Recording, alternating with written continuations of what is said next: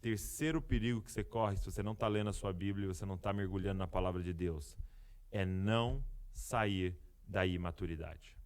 Presta atenção nisso. Você está correndo um grande perigo de ter a sua vida inteira em uma infantilidade e nunca chegar na maturidade. Maturidade, gente, não é idade. Maturidade é o quanto de Cristo tem formado em você. Guarda isso. Maturidade não é idade, mas o quanto de Cristo tem formado em você. Então, nós estamos vendo, gente, uma igreja.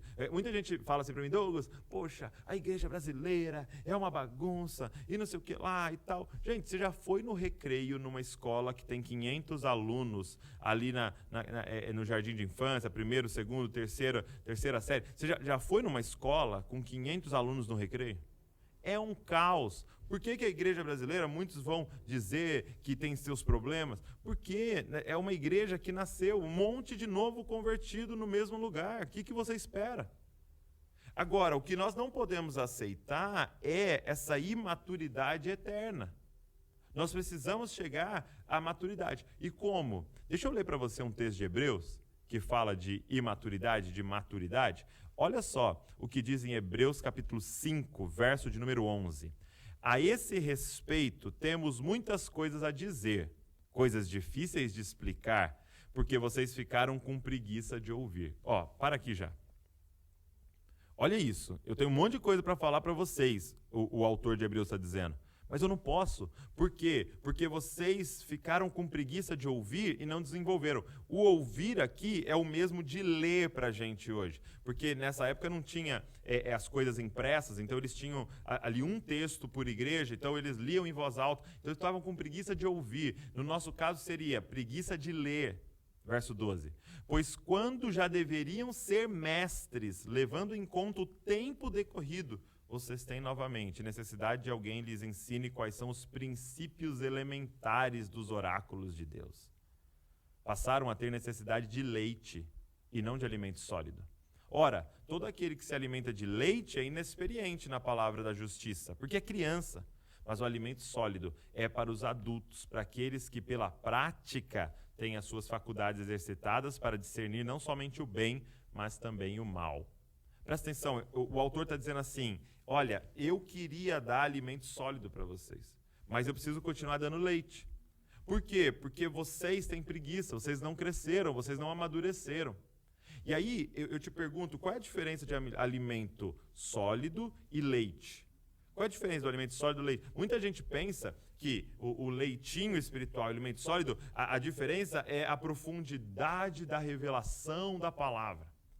O cara vai para o culto e vem aquele pregador, né? Não sei qual é o seu pregador favorito aí. Vem um pregador e ele começa a falar coisas profundas. Você fala, meu Deus, eu nunca tinha ouvido isso. Isso é muito profundo. Uau! Né? Você solta um uau, um yeah, um cheio, um glória, tal. Meu Deus, isso é demais. E aí alguém te fala, como é que foi o culto? Meu, foi uma feijoada. Foi uma picanha. Meu Deus, foi muito forte. Aquilo é alimento sólido. E aí, de repente, você vai numa célula e o líder de célula compartilha ali o evangelho, fala, ó, Jesus te ama, ele quer te dar uma nova vida. Aí alguém pergunta, como é que foi lá a célula? Ah, foi um leitinho, né? Foi mais um leitinho, foi um devocional ali, né? Um leitinho. Porque você acha que a diferença de leite e de alimento sólido é a profundidade da revelação. Deixa eu te mostrar aqui, olha o que está dizendo assim, olha o que está dizendo aqui, ó. Mas o alimento sólido é para os adultos, para aqueles que pela prática tem as suas faculdades exercidas para discernir não somente o bem, mas também o mal. Ele não está falando de profundidade da revelação, mas ele está falando daqueles que conhecem a palavra e as praticam. Deixa eu te falar uma coisa, o que é leite? Aqui é referência ao leite materno, ok? O que é leite? O leite é um alimento que alguém processou e joga na sua boca. Presta atenção.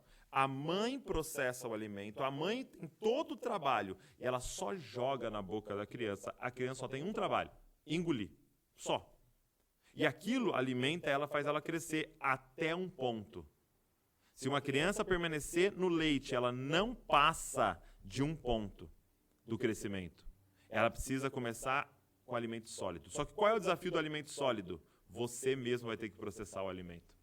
Alimento sólido, aqui ele está falando referência à carne, você vai ter que caçar, você vai ter que matar, você vai ter que preparar, você vai ter que mastigar, você vai ter que tirar todos os nutrientes. Isso é alimento sólido. Deixa eu te falar uma coisa, toda pregação, todo vídeo, todo podcast que você ouviu é leitinho. Ah, Douglas, mas foi o fulano de tal, teólogo e sabe, hebraico, grego e a Bíblia do avesso é leite, porque foi ele que processou esse alimento e jogou na sua boca.